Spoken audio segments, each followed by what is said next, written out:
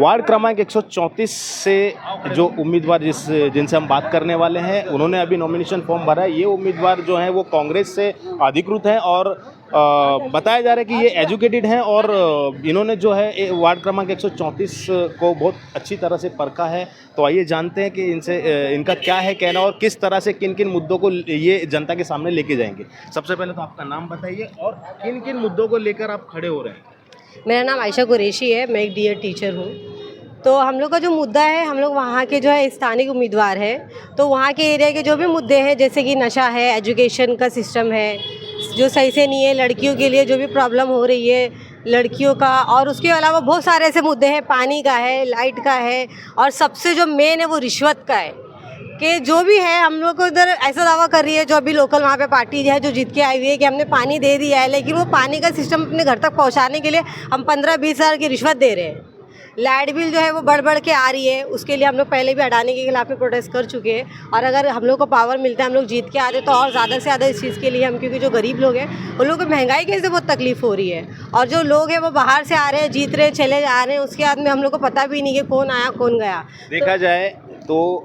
जो वार्ड क्रमांक 134 है वहाँ युवा जो हैं भटके हुए हैं और कांग्रेस जो है एक यूथ को लेकर जो काम कर रही है वो एक उसके बारे में आपका क्या ख्याल है कि युवा किस तरह से वो सुधार में है? जी देखिए, अभी हम लोग जो युवा जितने भी युवा हैं, हम लोगों के जो अभी जो सोच है वो नहीं है, टेक्नोलॉजीज हम लोग के पास में नहीं है चीज़ों को आगे बढ़ाने के लिए। तो अगर लोग हम लोग को सपोर्ट करते हैं, युवा को, एजुकेटेड लोगों को मौका देते हैं, तो जहाँ तक मेरे को लगता है कि हम लोग नई नई टेक्नोलॉजीज़ के साथ में जो डेवलपमेंट है हमारे एरिया को, उसको और ज़्यादा बेहतर तरीके से कर सकते हैं। आप क्या बताएंगे किस तरह से विकास जो 134 में विकास जो चला है वो किस तरह से चला है, क्या कितना काम जो पिछले जो नगर सेवक आए उन्होंने कितना काम किया और क्या क्या लगता है आपको? देखिए, वहाँ पे तो काम हुआ ही नहीं है, इसलिए कि सड़कों पर जो है गंगा बह रही है, कीचड़ है, लोग चल नहीं पा रहे, बच्चे जाते हैं तो चिकड़, उनका ड्रेस पे कीचड़ उड़ता है पूरा। औरतें जाती हैं बाज़ार में, उनका बाज़ार में जाना दुश्वार हो रहा है, गाड़ी चलती है, लोगों के ऊपर ड्रेस पे कीचड़ उड़ते हैं।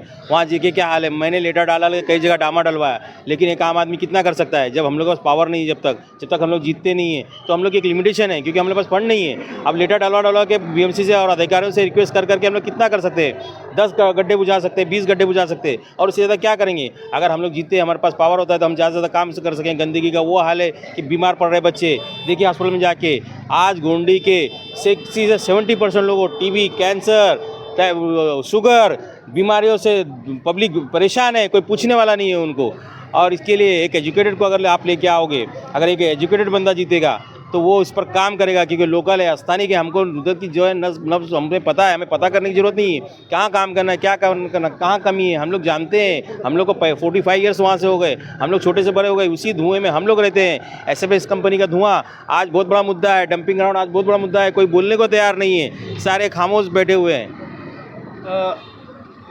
आपकी बेटी 134 से खड़ी हो रही हैं, आप हमारे चैनल के माध्यम से 134 के लोगों को क्या